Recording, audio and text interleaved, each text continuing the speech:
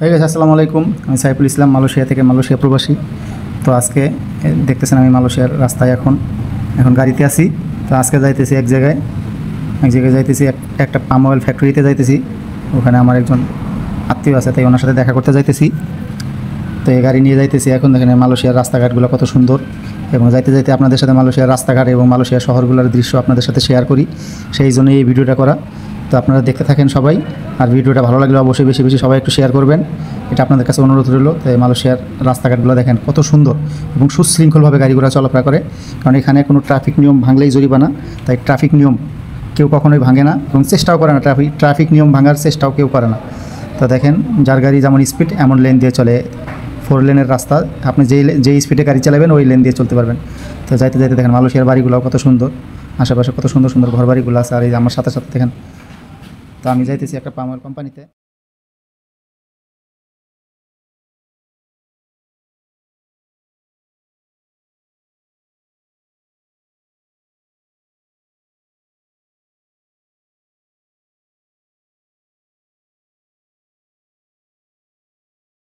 তো আমি যাইতেছি একটা পাম অয়েল কোম্পানিতে। এখানে পাম অয়েল কোম্পানির বলে কিলাং সাবেতে যাইতে দেখেন। আর এটা কিন্তু এই যে রাস্তাটা দেখতেছেন কত সুন্দর রাস্তা এবং দুই পাশে পাম বাগান। আমি কিন্তু অলরেডি ফ্যাক্টরির এরিয়ার ভিতরে ঢুকে পড়ছি।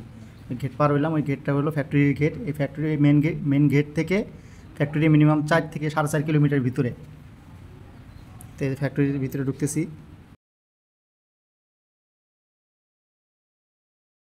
তো এই সুন্দর রাস্তাটা কিন্তু সরকার করে দেন। এই সুন্দর রাস্তাটা দেখেন, আকাশটা কত সুন্দর দেখা যাচ্ছে, মনে হয় কি গাড়িটা নিয়ে সাগরে ঝাঁপ দিতেছি, দেখতে এত সুন্দর পরিবেশটা। তো এই সুন্দর রাস্তাটার কথা বলতেছিলাম, এই সুন্দর রাস্তাটা কিন্তু কোনো সরকার করে দেন। এই রাস্তাটা এই কোম্পানির মালিক নিজে করে নিছে। দেখেন এই ফ্যাক্টরি, আমি অলরেডি ফ্যাক্টরি এরিয়ার ভিতরে ঢুকে পড়ছি। আর ফ্যাক্টরি এরিয়ার ভিতরে দেখেন মসজিদ, মন্দির, গির্জা সব আছে। মানে চায়নাদের জন্য বৌদ্ধ মন্দির, হিন্দুদের জন্য মন্দির, আর হলো মুসলিমদের জন্য মসজিদ, সবই আছে এখানে একটা ফ্যাক্টরি এরিয়ার ভিতরে।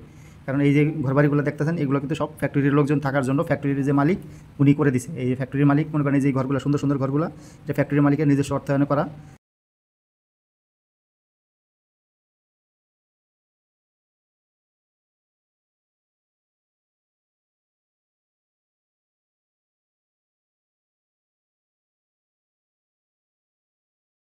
তাহলে হলো মনে করেন একটা কোম্পানিতে কত লোক থাকলে এরকম ঘরবাড়ি করে দেয়, আর কোম্পানির শ্রমিকদের জন্য এত সুন্দর করে কোঠা করে দিছে। তো আমি আমার গন্তব্যস্থানে চলে আসছি।